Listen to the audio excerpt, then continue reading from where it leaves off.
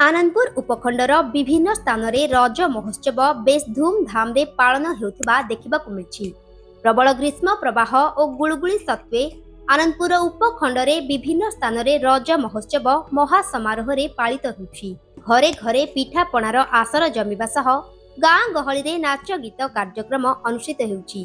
सेपरि आनंदपुर बड़ दाण्डठारे षष्ठतम रज महोत्सव आरंभ होइतिबा बेले रज कमिटीर सभापति महेश्वर साहूଙ୍କ अध्यक्षतारे संध्यारे आयोजित कार्यक्रम रे प्रथमे पंचमुखी हनुमान मंदिर परिसर रे केन्दुझर सांसद अनंत नायक करंजिया विधायक पद्मचरण हाइब्रू वृक्षचारा रोपण करी हनुमान निकटरे पूजार्चना करथिले।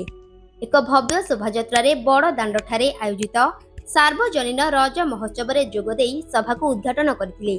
एथिरे अतिथि भावे पूर्वतन पीसीसी सभापति तथा वरिष्ठ कांग्रेस नेता निरंजन पट्टनायक, वरिष्ठ बीजेपी नेता आलोक सेठी, सिने तारका अश्रुमोचन महांती, पूर्णेन्दु दत्त, कनक मंजरी महिला महाविद्यालय पूर्वतन अध्यक्ष कीर्तन बिहारी पात्र प्रमुख जोगदेई रज उत्सवर भाईचारा संपर्क में उद्बोधन देथिले। शिखिली मोर मन रे जो मु कन्फ्यूज थिली आज आनंदपुर ऐतिह्य को देखला सुनला परे मते लागिला जे इतिहास रे मु जो केउंझर इतिहास रे पढुथली सेतबर जो आनंदपुर लोक माने केउंझर भी शासन भी चलाउथले। आज एटी सुनला परे लागिला प्रकृत रे केउंझर आनंदपुर माटीर एक महात्म्य अछि। एठिकार लोक मानकर भितरे सेतिकी से कैरेक्टर आनंदपुरिया कैरेक्टर अछि, किंतु किछि वर्ष होला कि मोड़ी पड़ी जाइछि, तापर धूली पड़ी जाइछि। विभिन्न कारणवशतः कली जुग अछि।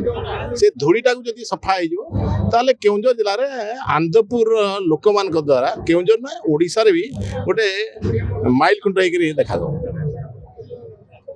भाईचारा किसी तुरंत बहुत पुरातन किंतु किसी लोग